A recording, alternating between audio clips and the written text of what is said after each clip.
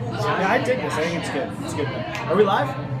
We're live. So funny. Every episode actually starts like that. Like where I have no idea that we are live. Okay, ladies and gentlemen, this is the Social Happy Hour. We are live at the Gaslight. Hey, let's first do a sound check. Let's make sure everybody can hear us. So far, listen, any people on there so far? Okay, good. So we got people on here. What we need from you is hearts if you can hear us. David, can you hear me? Can you hear him? Can you hear me? Just give us a few hearts, let us know. Do you hear the words that are coming out of my mouth right now? Do you hear the words that are coming out of my mouth? No, you can't hear us. So, I mean, I could project. We could shout. We could shout at you. Hey, that'd be a really funny episode. We're just like shouting. Just the angriest episode of social media ever. So we got hard. So okay, you can hear us. Good. Okay, so welcome to Obi Walnut. Obi Walnut. It's amazing. Is he? It's fine. Okay, so this is the Social Happy Hour. It is a weekly broadcast in which we talk about two topics in social media, and we bring on fabulous guests. Over an hour-long period, we talk about two different topics, have some great conversations. We're here at the Gaslight in Philadelphia. It's right in Old City, Philadelphia. Beautiful old fashions. They make some amazing chicken nuggets. Bringing out some other food for us right now. If you have questions throughout the episode, I want you to send them. Our producer, Alyssa, is going to be watching for questions. We will try and make them all. There's her hand. That's her hand. So you can send your questions to Alyssa, and she will make sure that we see them, and we will naturally work them into the flow of the show. If you like this show, if you're enjoying it at any point, if one of us says something that is awesome, please give us lots of hearts. Just tap all over that screen and make sure that you let us know that you love us. Also, tell your friends about it by jumping on Twitter, Facebook, everything like that. It's a weekly broadcast every Tuesday between 6 and 7. Again, we're at the Gaslight. Chicken nuggets rock. Yes. Yes. I am also quite enjoying the cornbread. I just wanted to point that out. Delicious cornbread. So tonight we are going to be talking about two different topics, and I have David Dylan Thomas here with me. I'm going to let him introduce himself in just 1 second. But first I want to get our topics for our audience to know what the context of today is. So topic 1 tonight is going to be content marketing and video. And we're going to be talking specifically about the future of content marketing and the overlap with video.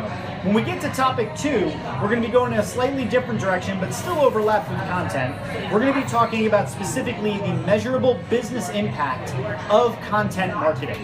How a content strategy can produce measurable business results. That's going to be our conversation for topic 2. So, without further ado, my guest today is David Dylan Thomas. You may know him on Twitter as movie_pundit, and I'm going to let you tell people about what you do. So, my name is David Dylan Thomas. Hope you can all hear me. I am a content strategist by day and filmmaker by night. I am a senior content strategist at a company called APAM, just up the block a few ways there in Old City. And I do content strategy. I help clients figure out how best to use their content to achieve their goals. I also do a lot of filmmaking. I made a web series with my producing partner, Maurice Gaston, called Developing Philly. We finished season 1 a while back, all about the rise of the innovation community right here in Philadelphia. And we're just, in the next coming weeks, going to start season 2. Nice. Give them some hearts for keeping it real in Philadelphia. And since you listed your day job and night job, I'm just going to go ahead and do mine. My day job is I am the president and chief strategist of True Voice Media. We're a social business agency also right up the street in Old City. We help clients design social business strategies to produce business results. But by night, even more interesting, I am a masked vigilante stopping crime. Obviously. So, obviously. But don't let my secret out, Periscope. Topic one that we'd like to talk about tonight is the future of content, and we'd like a specific emphasis on video, but let's talk first about louder. Sorry, we will be louder, promise. Specifically, content and the future of content. Opening thoughts, go. So, part of the reason I want to talk about the future of content is it's something I care about so much that a few years ago I started an conference called Content Camp, all about this topic.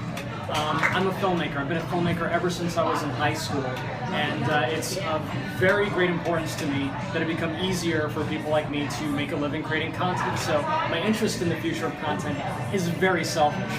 but it's still fascinating nonetheless. When you think about video, for example, one of the things we've seen happening, which is really interesting, is that stuff you could not even imagine trying to do unless you were backed by a studio or had, raised hundreds of thousands of dollars, you can do now. So I made a web series called Developing Film, and my biggest expense was buying a nice laptop to edit on. The ability to shoot stuff that looks great and sounds great is something that you can do now for a manageable, reasonable price. And if you can build an audience, and this is really where social media comes in, if you can build an audience, you can actually make a sustainable living doing video. That just simply was not true even 5 years ago. It's not easy, but it was never easy. And so that's kind of what I've been fascinated with lately. So I think to talk about the future of content, we first have to back up and talk about the past, right? Sure. So let's go back a little ways. So let's go well before Periscope. Let's go well before even the advent of the iPhone. And let's go back into the earliest of days, right? Prior to social media, what we had were the gatekeepers of television, radio, and print. So if you wanted to create content, you had to get into a print publication, generally had to pay for it, or had to be on staff. Video, you had to be either a movie studio, a television studio, or in some sort of an amateur producer, but that's probably more like porn. And then on radio, we pretty much had live radio. Okay, so then we fast forward and we open up the internet and introduce blogging. So probably the first of the user-generated contents being blogging. Then we add in podcasts, which is sort of the ahead of its curve, I guess, radio for everybody. And at the time, video wasn't really going to be a thing because bandwidth constraints, right? Sure. So we go all the way back and we look at the earliest days, and it's really a text-based content format. Fast forward a little bit and we get to this social networking sort of situation. And people are now contributing short-form content. They're contributing pictures. Pictures are becoming more easy because of digital cameras and such. So content has evolved from being something that nobody could do unless you had an in, to something that people could do in shorter form content, score, cauliflower, and then we move into today. And now we have social media, and we have the situation where anybody can live stream, and we have an infrastructure and bandwidth that can support us uploading live streaming video, or 2 to 3 minute video, or even 30 to 40 minute video. We can contribute audio podcasts on the spot of 45 to 60 minutes if we feel like. So I think if we look at where we've been and where we are now, and now we're in this interesting place, which begs the question, what's next? So I think right now we're in a place where, if you talk about that evolution, right, with social media, it got to the point where we could hear each other talk about the content. We couldn't produce it yet, right? There's only one Fox out there making the X-Files, but that was one of the first shows people were talking about online. So get to the space where now we can talk to each other about the content. We can't really produce it. Then we got to the point where we can produce it, but only as a hobby, right? Like, it's not like I can quit my day job and go do this all the time. The future, I think, is in what happens when we can distribute that risk, right? Even now, for the most part, lots of entertainment is produced by one studio, one big pot of money that someone puts up and takes risk that whatever they're funding is going to pay off. We're just now starting to see the inklings of things like Kickstarter or crowdfunding or crowdsourced Patreon things, where I'm actually not just going to fund Jeff's project, I'm going to fund Jeff. I think that is one of the futures of content, is where we can actually subscribe to individuals and just sort of send them money regularly to produce content. What was that Kickstarter with it was like a Kung Fu movie. Did you see this? It started out as a Kickstarter project. It was a short movie, and then they made it into this bigger, longer thing with Nazis and, like all the different robots and stuff. Yeah, and it ended up going to Cannes, and it was this whole big deal. This is the sort of thing I'm talking about. So right now, that's an amusing story. It's an unusual story. One of the directions I think future content is going is that's going to be a legitimate line of work. There's going to be a way to do that. There are going to be platforms that specialize in making that an easier thing to have. So one of the questions we just got from the audience was, how has the ability for everyone with a phone to create content changed the industry? And I want to make sure that we include things like, platforms like Vine or platforms like Instagram with 15-second video, all the way up to the fact that you have the ability to upload to YouTube and use something like iMovie to create full feature-length movies.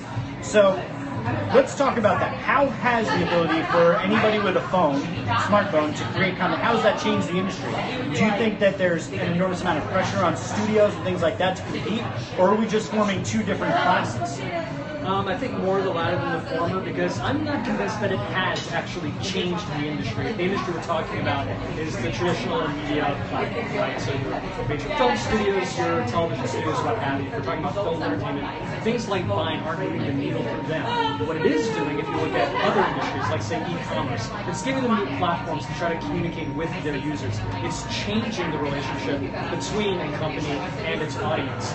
Ironically, I think one of the last places it's changing that relationship is in the traditional movie-making apparatus or media apparatus. It's more happening in different pockets, like say healthcare. It's slowly beginning to emerge in education.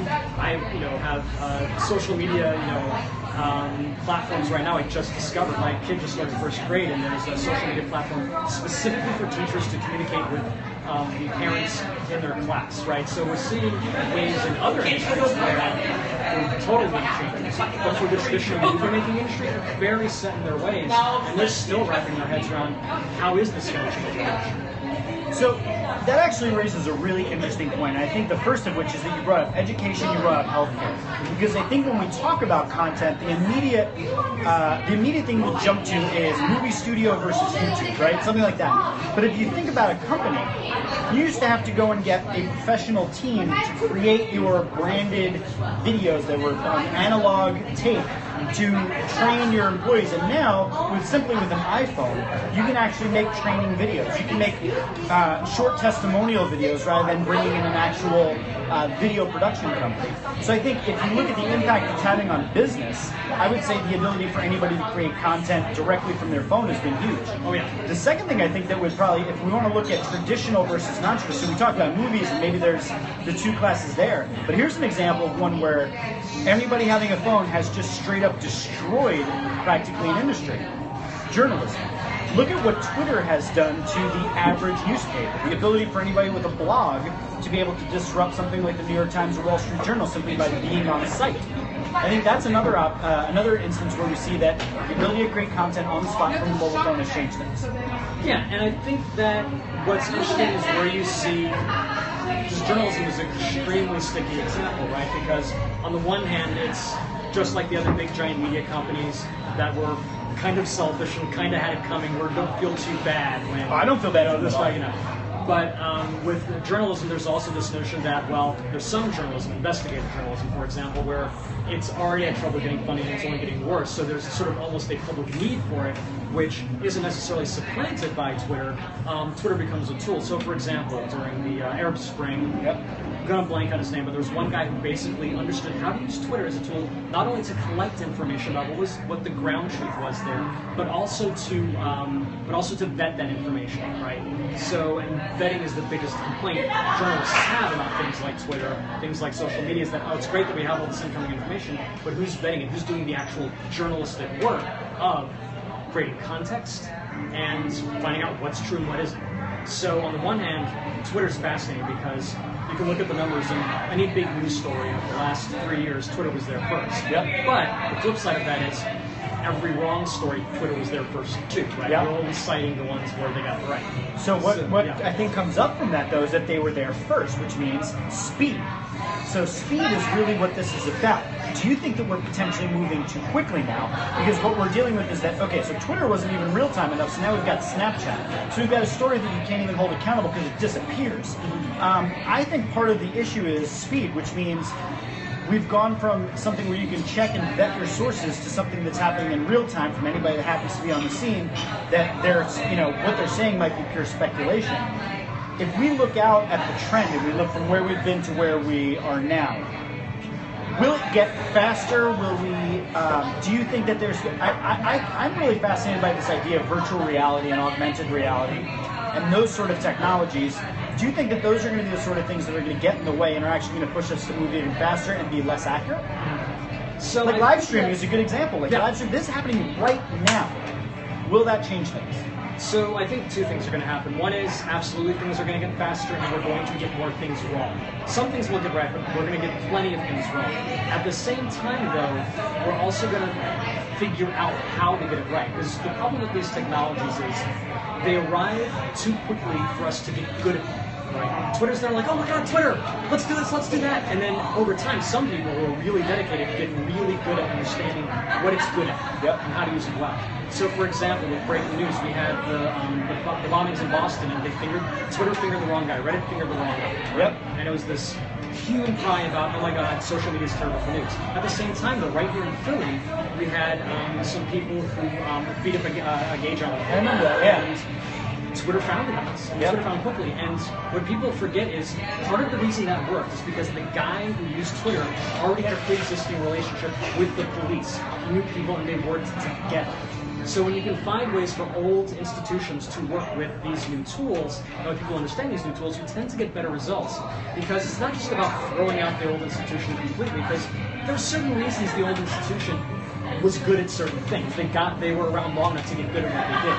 They also, in some cases, got stale and corrupt, but there were some things they actually knew how to do. So when you can marry those things together, and I think we'll learn more, hopefully, how to do that, we'll also see better results. But you're always going to have some new technology that looks awesome, and we have absolutely no idea how to use, and we'll use it every wrong way before we use it the right way. So we're running to the end of topic one, but I'm going to just pull an audible right here and say we're going to... So the first question is, for you, are you optimistic about our ability to actually roll with these technologies and these new tools and actually get things right and improve where we are, or are we going down the wrong rabbit hole? So I'd say that's the first question I would have is about, is this a good thing? Is this a good thing that content is moving in this direction where anybody can create it and where there is less vetting and we have more channels and more places where information can be leaked? Is this a good thing? So on the whole, I would say yes. So I think the perfect example is, again, going back to that YouTube versus the studios, right? So I'll give you the example of a guy named Spoken Reasons. Spoken Reasons is a comedian who appeared in the movie The Heat. And this is a movie with Sandra Bullock and with Melissa McCarthy. Huge stars. Not Heat. Yeah, The Heat. Got it. Huge stars, right? Huge resumes. Spoken Reason had no huge resume. He built up a following on YouTube, and that's how he got there. Got it. A million followers. Justin Bieber's YouTube, baby. So let's do the math. Let's say Spoken Reasons has 1 million followers, and 5% of them say, I will give Spoken Reasons $1 a month. He will make $600,000 a year. Just being Spoken Reasons and putting his stuff on YouTube. He'll do better than he'll actually do on Hollywood. It's like, I do not think he needs $600,000 being in that movie. Yeah, that's wild. So, what are the stakes there? That means that he has to appeal to 1 million fans. That is not easy. Ask anybody who's tried. That is not easy. Yeah. Your odds are not good. You're probably going to fail. And he's going to have to keep those fans happy. So that's one scenario. The other scenario is he somehow manages to impress Hollywood with those very thin gatekeepers, some very racist, some very sexist, some very, all sorts of problems there. So it's about, would I rather have a world where he has to maintain that relationship with his fans that's very difficult, or he has to really maintain a relationship with the studio that's very difficult? Either way, it's going to be hard, but for me personally, I'd rather have to be accountable to the fans. So for him as a content creator, I think that provides him, one, with more options, but two, I think it it creates an option where you have more diversity of perspectives, more diversity of content creators as opposed to the same narrow ones, which I think is a good thing. But I think it does come back to this idea of accountability for what's said, accountability for. So you look at somebody, I'm not going to get political about things, but there are people who will incite certain behaviors or say certain things. And I think that you look at that, and by having these variety of perspectives, you allow people to gravitate towards individual perspectives that may feed their own narrative as opposed to exposing them to the wider thing. So I think that comes into how we filter and get information, where when we had Hollywood, we had top 10 lists and billboards, we at least had a filtering mechanism. Sure. But let's move to the second topic. But before we even move to the second topic, I just want to quick and stop and give a sponsor shout out. We want to thank again the Gaslight for having us. The Gaslight is a fantastic establishment. We've been shooting all of our episodes here. They've been wonderful for us. Amazing old factions. We're having the cauliflower for the first time tonight. Never actually had this before, but it looks awesome. It's roasted cauliflower with summer grain salad, golden raisins, and Calabrian chili aioli, which looks pretty fantastic to me. I haven't tried it yet. As always, the chicken nuggets are delicious, and I love their old fashioned. So if you're in the area, if you're in Old City, We encourage you to try Gaslight. We're not just plugging them just because we come here because we actually really like the spot and they give us this nifty little area to shoot our video. So big thanks to the Gaslight. Second thing I want to cover tonight though is we're going into this idea of measurable and effective content strategy for businesses. So you do this on a daily basis. I do this on a daily basis. Let's talk about the starting point. First, what's the one thing that businesses are getting wrong when they go into the content game? What are they not doing? What are they not thinking about? They don't have a plan. Yeah. And this is why I have a job. Right? It's, hey, there's a new thing. It's called a blog. Oh, we should do blog posts. Do blog posts. You over there. In your off time, do blog posts. Yeah, and right? we're not going to pay you extra. Yeah, we're not going to pay you extra for it. Just do blogs. How many? I don't know. What are they about? I don't know. Just do it, right? Our competitors are doing it. We got to do it. Go do it. Oh, our competitors are on Twitter. Oh, let's go be on. I've actually had this conversation. Oh, yeah. Back when I was on the client side with like, oh, our competitors are on Twitter. We have to be on Twitter. Why? No, we just have to be on Twitter. Well, we're going to say, we just have to be on Twitter. I'm like, yeah. Monkey see, monkey do. Yeah. So content strategy is all about having a plan. It's all about saying, I'm going to make decisions about content. It's part of the reason you see a lot of ex-journalists becoming content strategists. Yeah. Because they understand the front page of paper can't just be haphazard. There's a reason. This is going here, and that's going there. And this is going on this page, and that's going on that page. There's a calendar. It's really about saying, yeah, there's actually a reason I'm producing content, and we're going to feed that reason. So what's your starting point? I mean, we have our way of going about doing this. We have our starting point. When you're working with a client, when you're working either internally or externally, and you're trying to develop, what should we be talking about? What should we be creating? What's the starting point before you even put pen to paper or face to video? So there are two things I need if I'm going to come up with a coherent strategy for you. One, I need to know what your goal is. Why are you making content? Explain it to me. Why is that? Why is this happening? What do you think is going to be different because you make content? Yep. Right? I also need to understand your audience. What are their needs? What are they looking for? Yep. If I have those two things, and you're honest with me about them, right? Yep. And you actually, I can build your strategy. Yep. Right? Even if it's just all you have to work with is pen and paper, I have enough to build your strategy. It's good because you and I have never really talked about, how to form content strategy. It's nice to know that in complete isolation from one another, we're both taking the same approach, and I think that really speaks volumes about what the process should actually look like. I would say, I've had the same conversation. We need to be on Twitter. We need to be on Facebook. We need a Pinterest account. Why? So it always starts with the goal. So what are you actually trying to accomplish? Now, where do you think you need to be, but what do you want to accomplish? And then from there, after what you want to accomplish, who are you actually trying to reach? From there, I like to go in and look at how do those people naturally behave? What are their hopes, their dreams, their fears? What do they really need? What do they really want? Why in the world do they pay any freaking attention to us or anybody else? What are their other sources of influence? What are the different things that we're going to be competing with? Jay Bayer wrote a book called Utility, which I don't know if you've read it, but it's a great book. It talks about creating marketing that's so useful people would pay for it. And one of the things that he talks about is that you're not competing with other brands. Most companies think they're competing with other companies, but in reality, as a brand, you're competing with my friends. You're competing with my family. Yes. You're competing with all different groups that I've joined or different interests that I have that may or may not have anything to do with your competitors. So being able to rise above that noise means you need to be more relevant. And I wrote a post a while back that I think was inspired by Brian Salas called Attention Economics, where essentially, even though we have more channels than ever before, now we've got Periscope, we've got Blab, we've got Twitter, we've got Facebook, we've got Snapchat, we have all more inputs than ever before. We don't have any more attention than we ever did. We still have 24 hours a day, we still got shit to do. That's what it is. So when you're talking to a client and they get hyper-focused on a platform. Right. They start Facebooking and Twittering and talking about how important that is.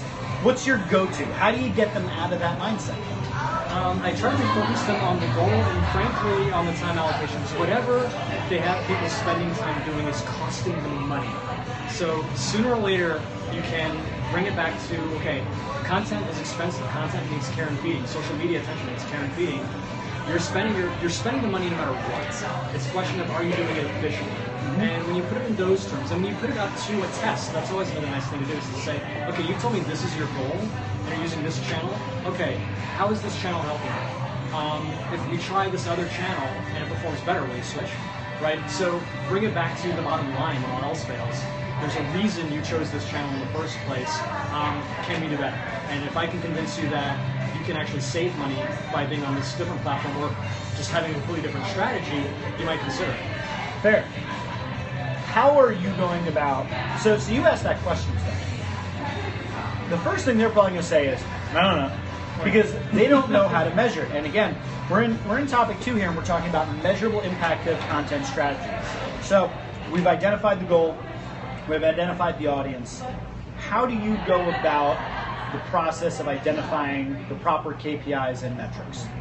So first off, I work with an amazing analytics team where I am at EPAM. Lucky you have an analytics team. I know, That's awesome. I'm actually very fortunate, and we together build an objective matrix, right? We say, okay, our e-commerce client is re-platforming. Okay, well, why are they doing that? What are their goals? Okay, that goes in this column. Okay, well, what are the objectives that fit into those goals? That's this column. The strategies, the tactics, and then here's the bonus points. After those tactics, you write down, okay, here are the KPIs. Here's what we think is going to be measurably different because you chose to have a blog, or you chose to personalize this page, or whatever. What do we think is actually going to change, right? Back when I was in the foundation world, we used to call that theory of change. And again, it's a pitfall for people who create content. It's like, I get that you started this Kickstarter, I get that you are doing this blog now, but what do you think is actually going to change? It's like, if you ever watch South Park, the episode with the underwear gnomes, there are these gnomes that are stealing Cartman's underwear, and they corner them finally, and they say, well, what are you doing? Why are you doing it? It's like, oh, well, we have a plan. We steal the underwear, then question mark, then make money, right? And that is how most people have strategized content. It's like, well, make content, question mark, money, right? And that's my job, is to fill in that question mark. Got it. One of the areas that we have the most problem with is actually probably what exists in that question mark. It actually may even exist before it, which is the create content part.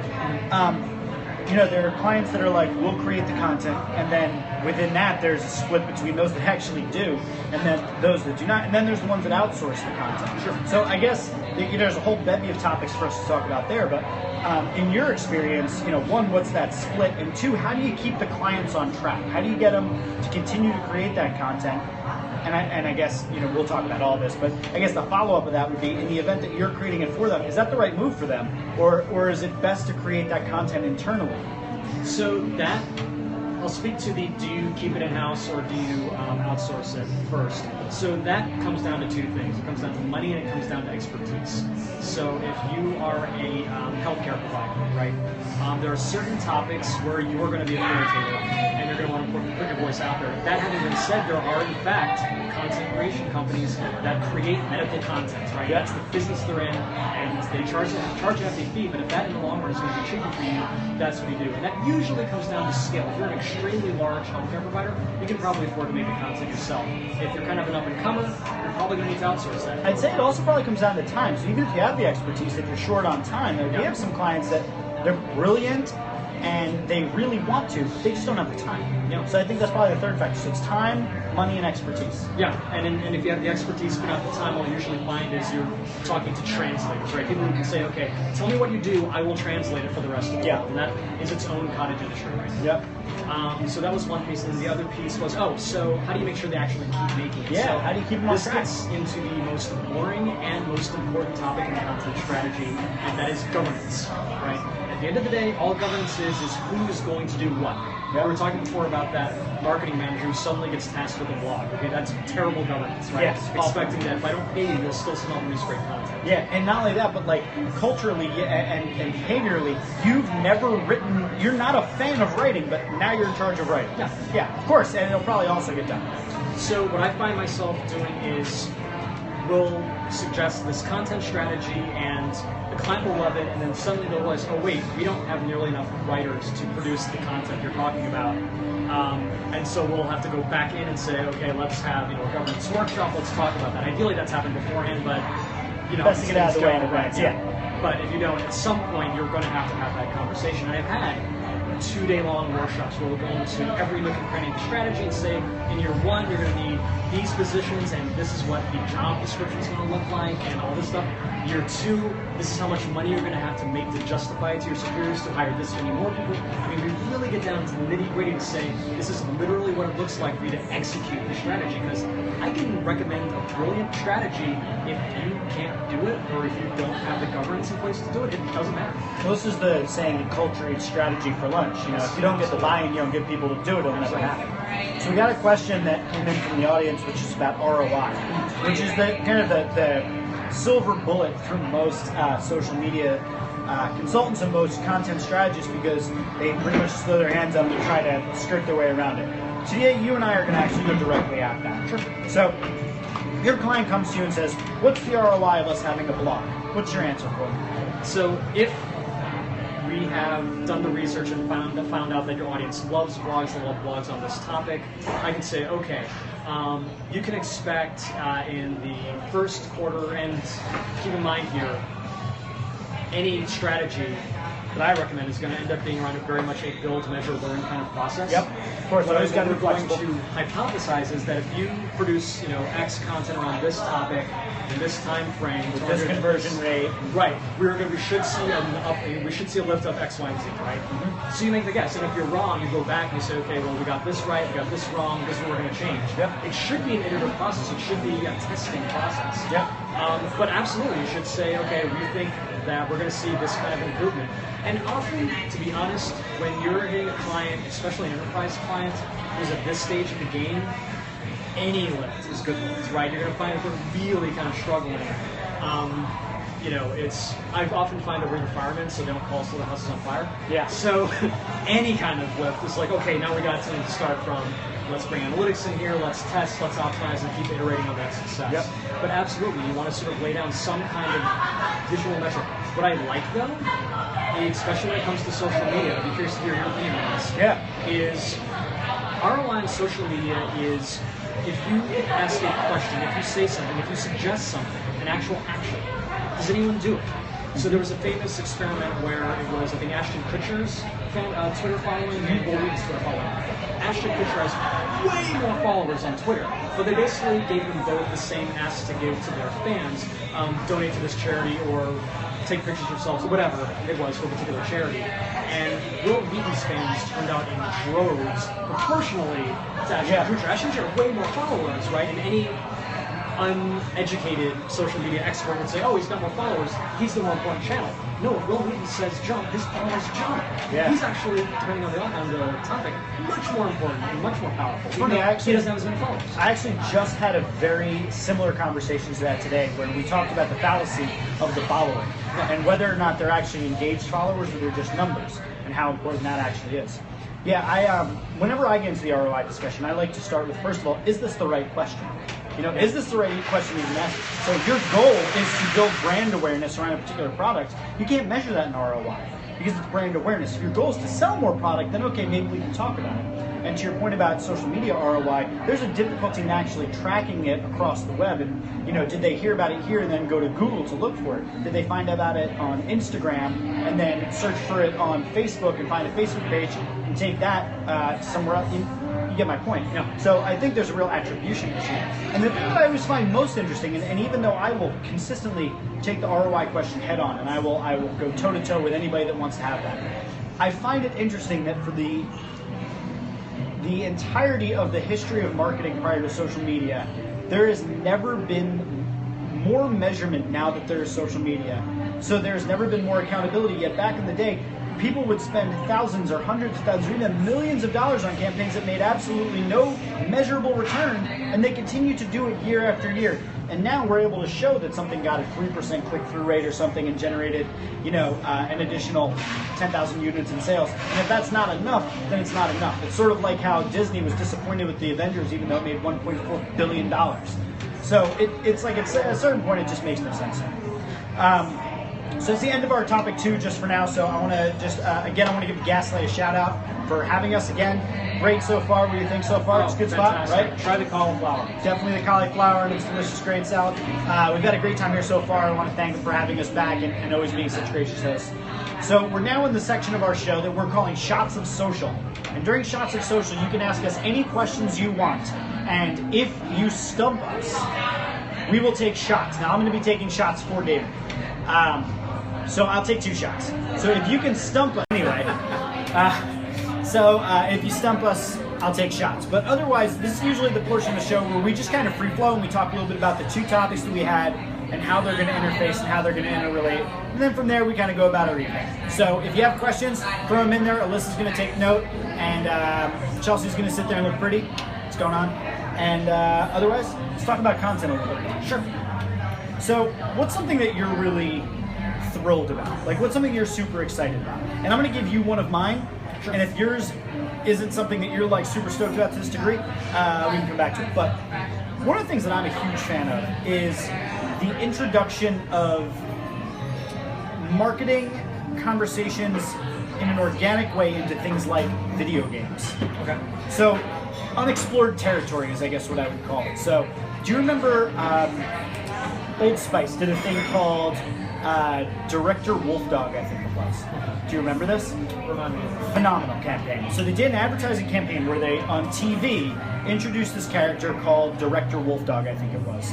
If somebody could check that, that would be great. I think it's Director Wolfdog. But it was a brief campaign where they had this, like, animatronic wolf, may have been a real one. And essentially, he was the new director of marketing for Old Spice. So he had all these ideas for campaigns. One of the things that they did was, he actually went on to Xbox Live and played Call of Duty with people. And it was definitely not a dog playing it because he was straight up murdering people. And every time he owned somebody, he'd be like, try Old Spice deodorant. And to me, I thought it was one of the most brilliant things I had ever seen because here they are taking a television campaign, bringing it into the world of video games, and it became a social media campaign. It was this complete omni-channel operation that I'm sure they didn't even expect would become this. I'm fascinated by content becoming less of a siloed, targeted, individual channel thing and instead becoming something we think more holistically. Sure. Well, I think I've been seeing cool transmedia projects going back to I Love Bees and the launch of Halo 2, right? Remember I Love Bees? No. So I Love Bees was just Wikipedia this sometime because it's fascinating, but I'll give you the overview. Right about the time they showed a trailer for Halo 2 in theaters, right? So lots of different media. And they flashed really quickly ilovebees.com. And if you went to ilovebees.com, it just looked like a blog about somebody who loved bees. But then there were all these little clues. And at the same time, they mailed little just jars of honey to people that had this other little clue in it, which led you to a different thing. And then you could go to a phone booth, and if you were there at the right place at the right time, like 50 different kinds of media, Love it. pulling together for one coherent story, like true transmedia, all to raise awareness for Halo 2, right? Got it. So I love stuff like that, but it's super niche. You have to really know what you're doing. For them, it really was just raising awareness for Halo 2 in a way that was organic to games. But right? why is that so rare? That's my question. Because it's extremely hard to pull off, and you have to, especially in gaming, all the game is a simple task made difficult. So take golf, for example. I have to put a ball into a hole. Easiest way for me to do that, walk over and put it in the hole. No. Use this little tiny stick and stay really far away from the hole. Oh, that's much more fun, right? Yeah. So if you think about e-commerce and user experience, we're trying to make things as easy as possible. So to get someone to say, no, I want you to put stuff in the way of your consumer buying something. Now becomes clear why transmedia is not a very commonly used tool. But the reason I would push back on it is that I think creating those hurdles is what creates loyalty. Think about those Halos fans. So here's one that I thought of. I'm a huge fan of House of Cards. I don't know about you. Love House of Cards. Although I've only seen up to season 2, so I'll say nothing. I watched season 3 in a 13-hour period. And there's a point in the show where they pick up the phone and they say a phone number and they dial it. And I thought to myself, what if I was a fan and I dialed it? And I got a voicemail that led me to clues of additional things that are happening that's not behind the scenes. Give you another example. I watch, I'm a huge Marvel fan, huge junkie for comic books, and I watch Marvel Agents of S.H.I.E.L.D. and Daredevil.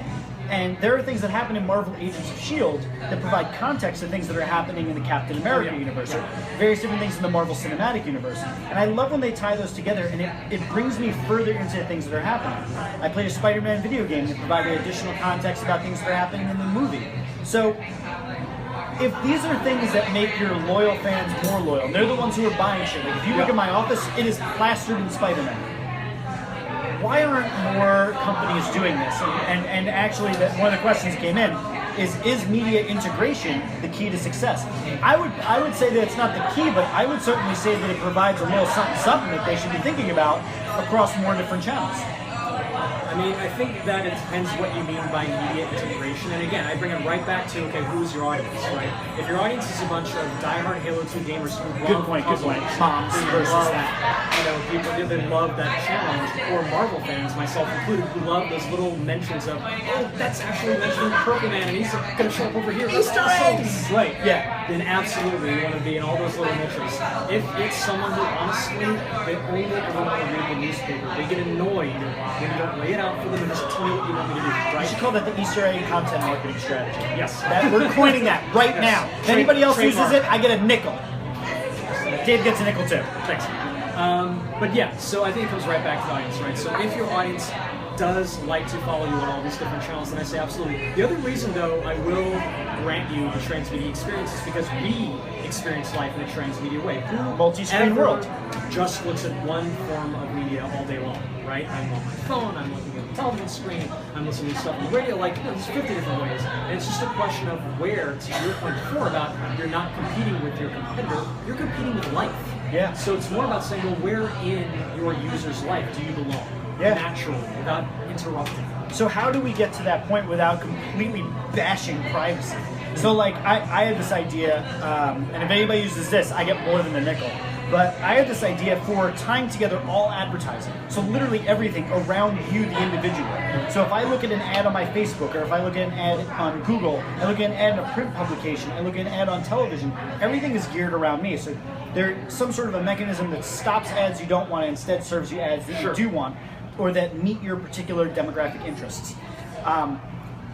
How do we get to that point without completely trampling over privacy with people being tracked or not? And is that a good thing or a bad thing? So I want to say it's Cory Doctorow who was talking about this. So he was saying, rather than think about personalization in terms of lots of big companies out there gathering data about you, parsing that and saying, okay, I'm going to send Dave the thing about the Apple Watch, I'm going to send Jeff the thing about this new clothing line, because I know these things about Jeff and Dave. Instead, what if it's just your device?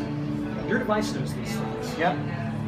Apple doesn't know it, but Apple's constantly pushing stuff out, right? Abercrombie Fitch is pushing It's stuff sort of out. like a radio signal. Right? And then your phone or your watch, whatever, knows what you like, and when it gets the stuff it knows you don't care about, it ignores it. It only sends you That's stuff. brilliant. So now, all the privacy is right here on your device, Yep. right?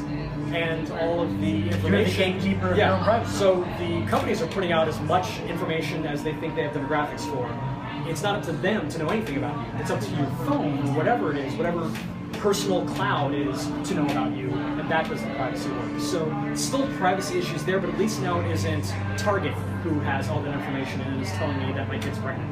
Yeah, that's a hilarious story. That's a hilarious story. All right, well, I think we've just about hit our time limit, so we're about at our end. I would love to have you back. Content, we can always talk about it. Always. Thank you for coming on the show. I appreciate for having me. it. For those of you watching, this has been the Social Happy Hour. We're here live at the Gaslight every Tuesday between 6 and 7 o'clock. We generally start around 6:30. Bring in fabulous people like David Dylan Thomas here to talk about all sorts of incredible topics. Really explore the future of social media, content, social business, technology, wearables, you name it. We're here to talk about it every Tuesday. Please tune in. Please tell your friends. Hit us with a bunch of hearts right now if you love us. Even if you don't, can you just give me a heart or two? I have a fragile ego. And we'd love to have you back next week. I'm not sure who our guest. Oh, Matt Engler will be on next week, and I don't know what we're talking about yet. But I want to thank our producer, Alyssa, as always, for being fantastic. I want to thank the Gaslight for amazing food and cocktails. I want to thank David Dylan Thomas for bringing it back. And I will see you next Tuesday. Next Tuesday. Yeah. That is so good. It looks really good on